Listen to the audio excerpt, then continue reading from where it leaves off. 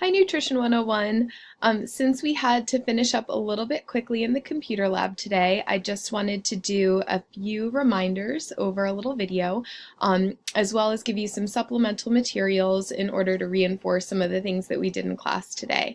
So for anyone who missed class today, we headed down to the computer lab and I taught everyone how to use the iProfile program, which is a diet analysis program, in order to complete the iProfile case study assignment. Originally, that assignment was due yesterday, but I've pushed the assignment due date to Monday next week, so everyone's able to make sure they can jump in, really learn the program, and continue from there. In this email, I've also included a link to iProfile how-to, and so, if you had any trouble following along in the computer lab today, you can use that in order to figure it out. Now, on your Moodle page, you can see that there are a couple of different links here. One is the iProfile case study assignment that's also included in this email, and the other one is Wednesday 131 classwork.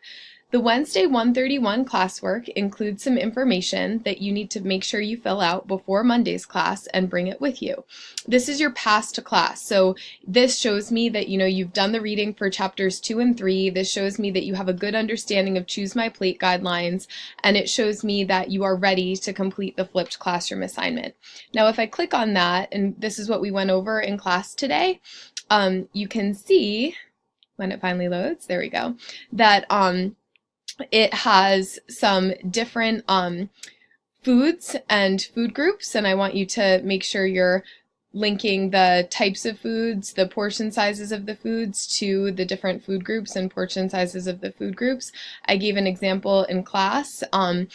Brown rice, if you have 1 cup of brown rice, that's from the grain group, and then that would be 2 ounces of grains, because a half cup of brown rice equals 1 ounce of grains.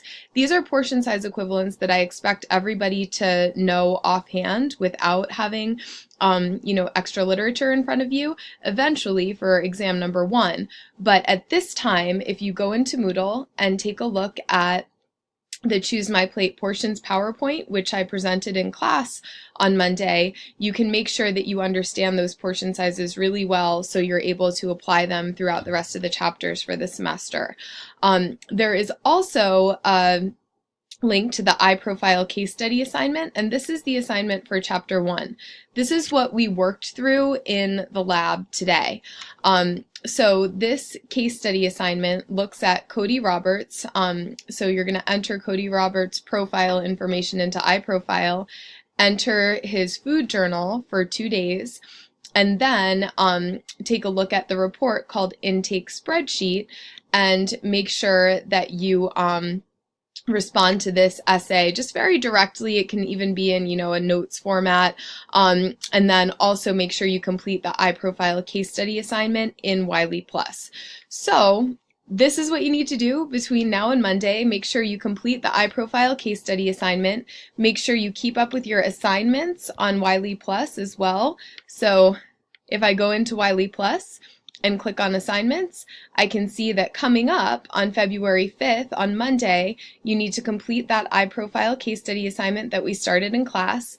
And then on Tuesday, you're going to have chapters 2 and 3 post-lecture assignments. So this means make sure you come to class ready with chapters 2 and 3 completed and read and, ready to do some flipped classroom exercises. On the Wednesday 131 classwork, if you scroll down to the bottom, you can see there's some instructions on things I want you to focus on Monday. So come to class with an understanding of the anatomy and physiology of the GI tract, as well as the following disorders: lactose intolerance, gluten sensitivity, wheat allergy, and dairy allergy. The purpose of this flipped classroom assignment is to understand, in a healthy individual, how does food travel through the GI tract and how is it digested, absorbed, and eventually metabolized?